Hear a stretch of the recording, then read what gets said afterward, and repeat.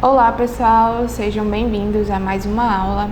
Eu me chamo Caroline, sou enfermeira, sou pós-graduada em docência superior e pós-graduanda em dermatologia com ênfase em feridas. Hoje a nossa disciplina será de biossegurança. Nós vamos iniciar a nossa disciplina falando um pouco sobre o que é a biossegurança. Profissionais da área da saúde, em especial a equipe de enfermagem, estão expostos diariamente a diversos riscos ocupacionais, como os biológicos, os químicos e os físicos. Tanto no campo hospitalar como na saúde pública, os trabalhadores estão em contato direto com os agentes patológicos que se traduzem em riscos biológicos, a saúde do trabalhador e do paciente. Diante desse cenário, torna-se necessária por parte desses profissionais muita atenção na execução de suas atividades e a adoção de medidas de biossegurança, a fim de prevenir doenças e promover a saúde. Tais medidas foram desenvolvidas para garantir a segurança do trabalhador e devem ser de uso rotineiro nas diversas atividades que um profissional de saúde executa. Outro aspecto importante refere-se ao atendimento de que o uso de tais normas e técnicas de biossegurança deve ser caráter coletivo e não somente individual. Afinal, é certo que o risco pode ser minimizado pela efetiva implantação de medidas de controle e dispositivos de segurança. Então, a biossegurança é um método em que todo mundo deve participar. Não deve só uma pessoa participar desse método, todas as pessoas devem realizar a biossegurança de um devido lugar. De aspecto geral, a biossegurança significa vida mais segurança, ou seja, uma vida, um trabalho livre de perigos. Biossegurança, portanto, é um conjunto de procedimentos, ações, técnicas, metodologias, equipamentos e dispositivos capazes de eliminar ou minimizar riscos inerentes às atividades de pesquisa, produção, ensino, desenvolvimento tecnológico e prestação de serviços que podem comprometer a saúde do homem, dos animais, do meio ambiente ou a qualidade dos trabalhadores desenvolvidos. Tanto as práticas terapêuticas quanto o contato com usuários doentes expõem os profissionais a riscos de acidentes ou adoecimento, e a biossegurança é um componente central a ser considerado para que o profissional da saúde possa executar suas atividades, minimizando danos que comprometam a sua saúde e de quem é cuidado também. As medidas de biossegurança existem como meio de prevenção da contaminação, uma vez que a maioria dos acidentes acontecem pelo uso inadequado ou ineficaz das normas propostas, dando origem, assim, a procedimentos que apresentam riscos. A maioria dos acidentes que acontecem nos âmbitos trabalhistas são porque a biossegurança não estava sendo realizada da forma correta. Devido às condições de trabalho e sua intensidade de contato com os agentes que podem propiciar risco, os trabalhadores podem sofrer acidente ou adoecer, pois muitas vezes ingressam no mercado de trabalho sem conhecimento dos cuidados necessários para evitar a exposição aos riscos e da rotina do serviço, permanecendo sem treinamento após a admissão. Além desses, os profissionais que atuam há vários anos e que não recebem qualificação profissional e orientação periódica acabam adquirindo vícios profissionais ou negligenciam as normas de biossegurança, tornando-se mais vulneráveis a adquirir micro-organismos decorrentes dos descuidos. Para isso, existe uma norma reguladora chamada NR32. A NR32 é uma norma regulamentadora que estabelece as diretrizes básicas para a implementação de medidas de proteção à segurança e à saúde dos trabalhadores em serviços de saúde. Ela recomenda para cada situação de risco a adoção de medidas preventivas e a capacitação dos trabalhadores para o trabalho seguro. A NR32 dispõe que a responsabilidade é solidária, ou seja, compartilhada, entre os contratantes e contratados quanto aos cumprimentos das diretrizes. É importante para sua efetiva aplicação a consciência e a participação dos trabalhadores. A NR32 abrange as seguintes situações de exposição a riscos para a saúde dos profissionais: riscos biológicos, riscos químicos e os riscos da radiação ionizante. A NR32 abrange ainda a questão da obrigatoriedade da vacinação do profissional de enfermagem contra tétano, hepatite e demais vacinas que estiverem contidas no Programa de Controle Médico de Saúde Ocupacional, com os reforços pertinentes conforme a recomendação do Ministério da Saúde. Considera-se como risco biológico a probabilidade da exposição ocupacional a agentes biológicos. Em relação aos acidentes perfuro-cortantes, os profissionais de enfermagem são os trabalhadores mais expostos, porque é a maior categoria nos serviços de saúde, tem contato direto na assistência dos pacientes e pelo tipo e frequência das tarefas realizadas. A gravidade dos acidentes em perfuro-cortante é grande. Ele é a porta de entrada de doenças infecciosas como a hepatite B, hepatite C e AIDS. De 60% a 80% das exposições que ocorrem após a realização do procedimento podem ser evitadas com a prática da precaução padrão e com o uso sistemático de dispositivos de segurança. A NR32 tem como finalidade estabelecer as diretrizes básicas para a implementação das medidas de proteção à segurança e à saúde dos trabalhadores de saúde, bem como daqueles que exercem atividades de promoção e assistência em geral.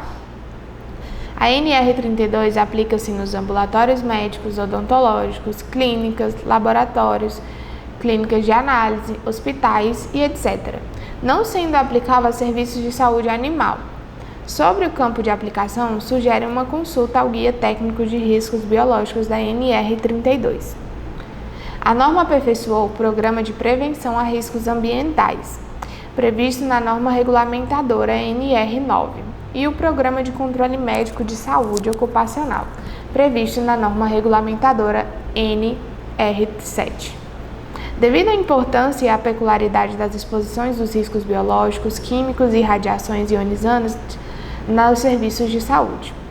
Outros temas igualmente relevantes são abordados na norma, como resíduos, inclusive os materiais de perfuro cortante, condições de conforto de ocasiões de refeições, lavanderia, serviços de limpeza e conservação, manutenção de máquinas e equipamentos e as condições ambientais também e a ergonomia.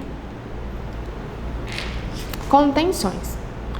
O ponto central da biossegurança sob o aspecto de saúde humana é a adoção de medidas de contenção que sejam capazes de conter o perigo associado aos agentes biológicos que possuem destino potencial de risco.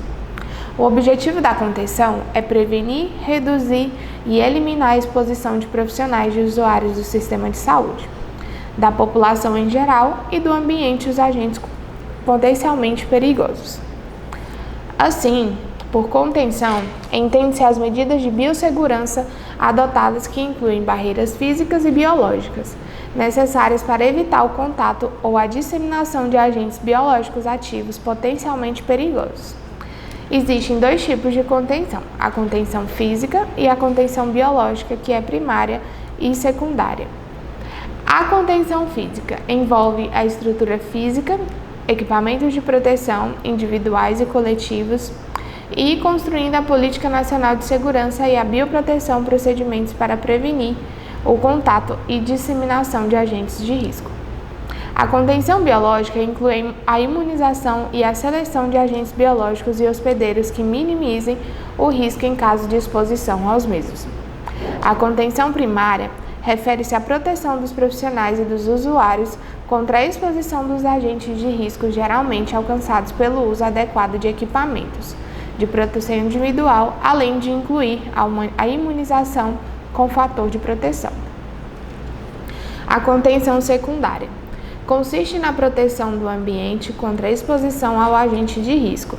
Esse nível de contenção inclui a adoção de medidas e práticas relacionadas à adequação das instalações da infraestrutura do trabalho, ao uso adequado de equipamentos de segurança, a adoção de técnicas e práticas de trabalho em conformidade com a classe de risco do agente manipulado, a proteção individual, destacando a importância do cuidado para trabalhar em conformidades e em instalações adequadas à classe de risco do agente biológico, além do zelo do descarte dos resíduos aos agentes biológicos de risco. A bioproteção. A bioproteção é compreendida como um conjunto de medidas de segurança institucional, pessoal e de procedimentos que visam minimizar o risco do uso indevido de material biológico como potencial de risco à saúde humana, animal, vegetal e ambiental, como perda, roubo, desvio ou liberação intencional, transporte e manipulação. Tanto a biossegurança como a bioproteção devem ser estruturadas com base em boas práticas nas atividades laboratoriais, determinantes fundamentais para as ações em pesquisa e desenvolvimento. É importante salientar que a biossegurança e a bioproteção minimizam diferentes riscos e são complementares. Ambos objetivam prevenir a disseminação dos agentes biológicos para os quais se identifica riscos potenciais de contaminação e, ao mesmo tempo, mantê-los em segurança seguindo as diretrizes gerais para o trabalho em contenção e adotando boas práticas de biossegurança e de bioproteção. A higienização das mãos. A higienização das mãos é a medida individual mais simples e menos dispendiosa para prevenir a propagação das infecções relacionadas à assistência de saúde. Recentemente, o termo lavagem das mãos foi substituído por higienização das mãos, devido à maior abrangência desse procedimento. O termo engloba a higienização simples, a higienização antisséptica, a fricção antisséptica e a antisepsia cirúrgica das mãos, que serão abordadas mais adiante. A legislação brasileira, por meio da Portaria número 2616, de 12 de maio de 1998, e da RDC número 50, de 21 de fevereiro de 2002, estabelece, respectivamente, as ações mínimas a serem desenvolvidas com vista à redução da incidência das infecções relacionadas à assistência à saúde e as normas e projetos físicos de estabelecimentos assistenciais à saúde. Esses instrumentos normativos reforçam o papel da higienização das mãos como ação mais importante na prevenção e controle das infecções em serviços de saúde. Então, por que fazer a higienização das mãos? As mãos constituem a principal via de transmissão de micro-organismos durante a assistência prestada aos pacientes, pois pela pele é um possível reservatório de diversos micro-organismos que podem se transferir de uma superfície para outra por meio de contato direto, pele com pele, ou indireto, através do contato com objetos e superfícies contaminados. As taxas de infecções e resistências microbianas aos antimicrobianos são maiores nas unidades de terapia intensivas, as UTIs, devido a vários fatores: maior volume de trabalho, presença de pacientes graves, tempo de internação prolongado, maior quantidade de procedimentos invasivos e maior uso de antimicrobianos. Para que higienizar as mãos? A higienização das mãos apresenta as seguintes finalidades: remoção de sujidade, suor, oleosidade, pelos, células descamativas e da microbiota da pele, interrompendo a transmissão de infecções vinculadas ao contato, prevenção e redução das infecções causadas pelas transmissões cruzadas. Quem que deve higienizar as mãos? Deve higienizar as mãos todos os profissionais que trabalham em serviços de saúde, que mantêm contato direto e indireto com os pacientes, que atuam na manipulação dos medicamentos, alimentos e material estéril ou contaminado. Como fazer e quando fazer? As mãos dos profissionais que atuam em serviços de saúde podem ser higienizadas utilizando-se água e sabão, preparação alcoólica e o antisséptico. A utilização de um determinado produto depende das indicações descritas abaixo. Uso de água e sabão antes de preparo de alimentos, antes de preparo e manipulação de medicamentos e nas situações descritas a seguir para preparação alcoólica. O uso da preparação alcoólica. Higienizar as mãos com preparação alcoólica quando essas não estiverem visivelmente sujas em todas as situações descritas a seguir. Antes do contato com o paciente, após o contato do paciente, antes de realizar procedimentos assistenciais e manipular dispositivos invasivos, antes de calçar luvas para inserção de dispositivos invasivos que não requeiram preparo cirúrgico, após o risco de exposição aos fluidos corporais, ao mudar de um sítio corporal contaminado para outro, limpo, durante o cuidado ao paciente, após contato com os objetivos inanimados e superfícies imediatamente próximas ao paciente, antes e após a remoção de luvas e outros procedimentos. Use luvas somente quando indicado. Utilize-as antes de entrar em contato com sangue, líquidos corporais, membrana mucosa, pele não intacta e outros materiais potencialmente infectantes. Troque de luvas sempre que entrar em contato com outro paciente. Troque também durante o contato com o paciente se for mudar de sítio corporal contaminado para outro limpo ou quando estiver essa danificada. Nunca toque desnecessariamente superfícies e materiais tais como telefone, maçaneta, portas, quando estiver de luvas. Lembre-se, o uso da luva não substitui a higienização das mãos. O uso de antissépticos. Estes produtos associam detergentes como antissépticos e se destinam à higienização das mãos antissépticas e degermação da pele. Higienização antisséptica das mãos. No caso de provocação de contato recomendados para pacientes portadores de micro-organismos multiresistentes, no caso de surtos, degermação da pele, no pré-operatório antes de qualquer procedimento cirúrgico, indicado para toda a equipe cirúrgica, antes da realização de procedimentos invasivos, por exemplo, inserção de catéter intravascular central, punções, drenagem de cavidades, instalação de diálise, pequenas suturas, endoscopias, entre outros. Considerando a necessidade da realização frequente e correta da higienização das mãos para garantir a segurança dos profissionais e da comunidade acadêmica assistida, para prevenir a transmissão de micro-organismos pelas mãos, são essenciais 3 elementos: agente tópico com eficácia microbiana, procedimento adequado com a técnica e o tempo preconizado, adesão regular por parte dos profissionais da saúde e dos momentos indicados. Então, quais são os produtos utilizados na higienização das mãos? Água. A água ela é utilizada nos serviços de saúde, pode ser livre de contaminantes químicos e biológicos, obedecendo os dispositivos da Portaria número 518/GM de 25 de março de 2004. Que estabelece os procedimentos relativos ao controle e à vigilância da qualidade destes insumos. Os reservatórios devem ser limpos e desinfetados com realização do controle microbiológico semestral. Os sabões. Nos serviços de saúde, recomenda-se o uso de sabão líquido tipo refil, devido ao menor risco de contaminação do produto. Este insumo está regulamentado pela Resolução da Anvisa número 481 de 23 de setembro de 1999. Recomenda-se que o sabão seja agradável ao uso, possua fragrância leve e não resseque a pele. A compra do sabão padronizado pela instituição deve ser realizada segundo os parâmetros técnicos definidos para o uso e com comprovação da Comissão de Farmácia Terapêutica e da Comissão do Controle de Infecção Hospitalar. Agentes antissépticos são substâncias aplicadas à pele para reduzir o número de agentes da microbiota transitória e residente. Entre os principais antissépticos utilizados para a higienização das mãos, destacam-se os álcools, a clorexidina, compostos de iodos, iodóforos e o triclosan.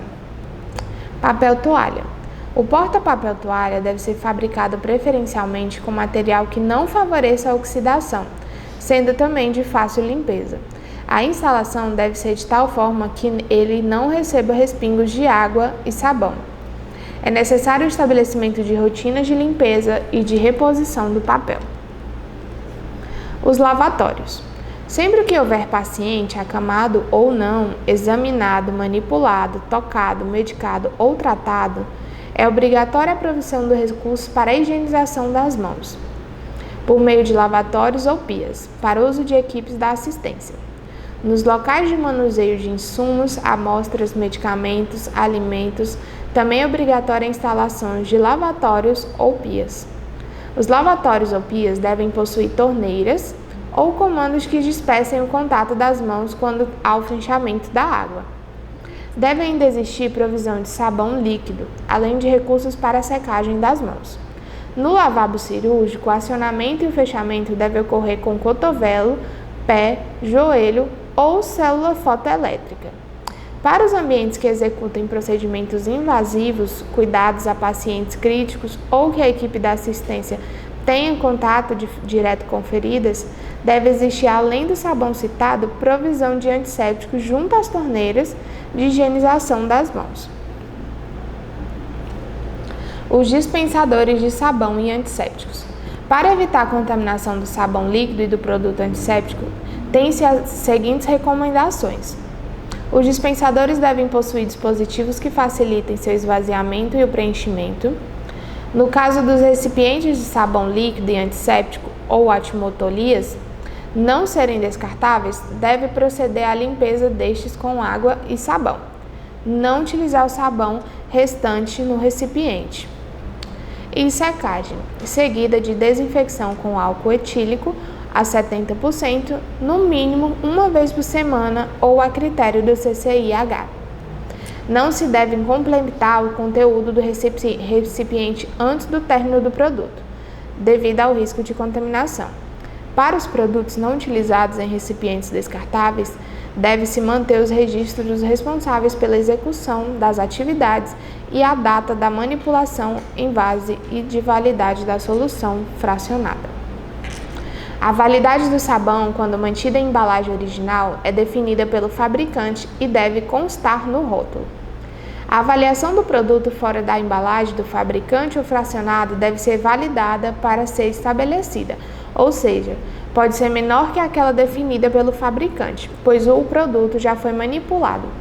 Essa validade pode ser monitorada, por exemplo, pelo uso de testes que apurem pH, a concentração da solução e a presença de matéria orgânica. Deve-se optar por dispensadores de fácil limpeza, o que evitem o contato direto das mãos. Escolher preferencialmente o tipo de refil. Neste caso, a limpeza interna pode ser feita no momento da troca de refil. O porta-papel toalha deve ser fabricado preferencialmente com material que não favoreça a oxidação, sendo também de fácil limpeza. A instalação deve ser de tal forma que ele não receba respingos de água e sabão. É necessário o estabelecimento de rotinas de limpeza e de reposição do papel. Secador elétrico. No processo de higienização das mãos, não é indicado o uso de secadores elétricos, uma vez que raramente o tempo necessário para a secagem é obedecido, além de haver dificuldade no seu acionamento. Eles podem ainda carregar micro-organismos, o que acionamento manual de certos modelos de aparelho também pode ser permitido a recomendação das mãos. Lixeira para descarte do lixo contaminado não contaminado. Junto aos lavatórios e às pias devem sempre existir recipiente para o acondicionamento do material utilizado na secagem das mãos. Este recipiente deve ser de fácil limpeza, não sendo necessária a existência de tampa. No caso de se optar por mantê-lo tampado, o recipiente deve ter tampa articulada com acionamento de abertura sem a utilização das mãos.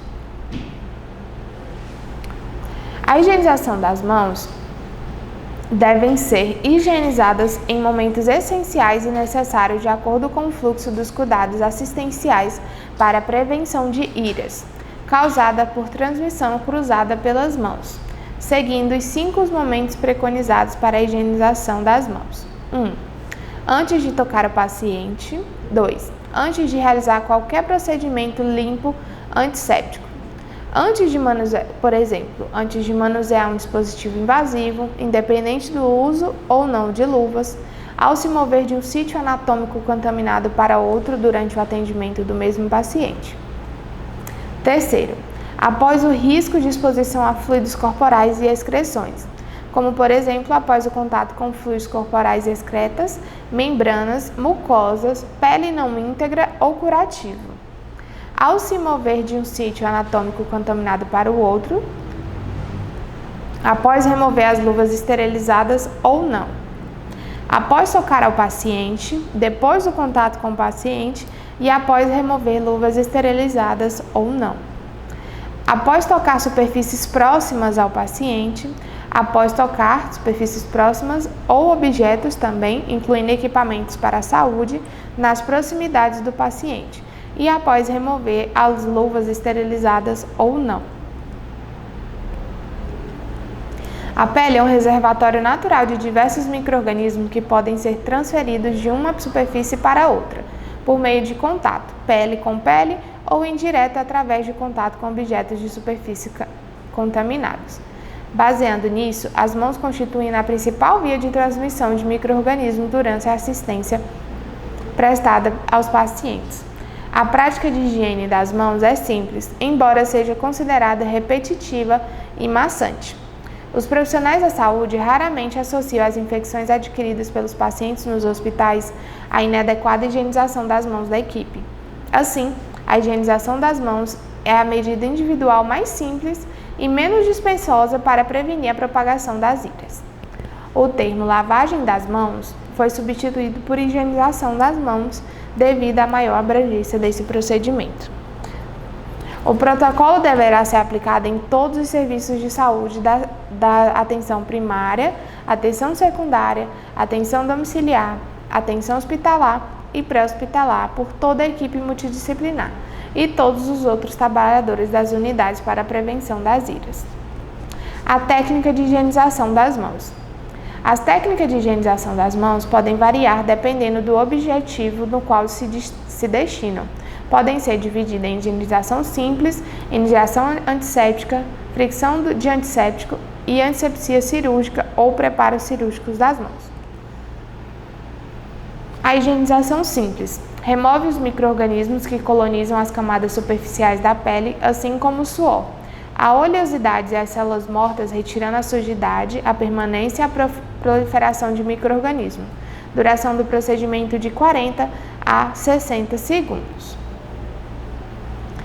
Então, a gente retira todos os adornos, molha as mãos com água, aplica na palma da mão sabão, a quantidade suficiente de sabonete líquido, ensaboa a palma das mãos, friccionando-as entre si, esfrega a palma das mãos direita com o dorso da esquerda, entrelaçando os dedos e vice-versa, entrelaceia os dedos e friccione o espaço interdigitais, esfregar o dorso dos dedos de uma mão com a palma da mão oposta, segurando os dedos em movimento de vai e vem e vice-versa, esfregar o polegar esquerdo com o auxílio da palma da mão direita, utilizando-se de movimento circular e vice-versa, friccionar as polpas digitais e as unhas da mão direita contra a palma da mão esquerda, fazendo movimentos circulares e vice-versa.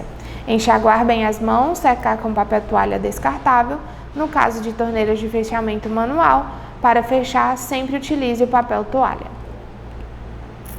A higienização antisséptica tem a finalidade da utilização da preparação alcoólica para a higiene das mãos sob a forma de gel, espumas e outras, na concentração final de 70%.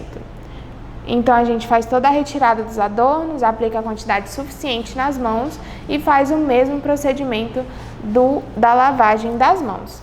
Flexiona a palma das mãos uma nas outras, fricciona entre os dedos, flexione o dorso de uma mão com a palma da mão, segurando os dedos. Flexione o polegar esquerdo com o auxílio da palma da mão, utilizando os movimentos circular e vice-versa. Pressione as polpas digitais e as unhas da mão contra a palma da mão e quando estiverem secas, suas mãos já estão seguras. Nós temos também a antisepsia cirúrgica, que tem a finalidade de eliminar a microbiota transitória da pele e reduzir a microbiota residente, além de proporcionar efeito residual na pele do profissional, e deverá ser realizada no pré-operatório, antes de qualquer procedimento cirúrgico. E ela acontece da mesma forma, coloca a quantidade correta, abre a torneira, molha as mãos, o antebraço e os cotovelos, recolher com as mãos de concho o antisséptico e espalhar nas mãos, no antebraço e no cotovelo. No caso da escova impregnada com antisséptico, pressione a parte da esponja contra a pele e espalhe por todas as partes. As escovas devem ser cerdas macias e utilizadas nos leitos ungueal, subungueal e espaços digitais. Limpar sobre as unhas e friccionar as mãos observando espaços interdigitais e o antebraço de 3 a 5 minutos, mantendo as mãos acima dos cotovelos. Enxaguar as mãos com água corrente, no sentido em que a água vai para o cotovelo, retirando todo o resíduo do produto. fechar a torneira com o cotovelo, o joelho ou os pés, e a torneira não possui se a torneira não possuir fotossensor. Enxugar as mãos com movimentos compressivos. Cuidados com a pele. Os seguintes aspectos devem ser levados em consideração para garantir o bom estado da pele e das mãos: a fricção das mãos com preparação alcoólica, as luvas com talco, o uso de cremes, utilizar sabonete líquido e simultaneamente os produtos alcoólicos, utilizar água quente nas mãos, calçar luvas com as mãos molhadas, higienizar as mãos além da indicação recomendada, usar luvas fora das recomendações.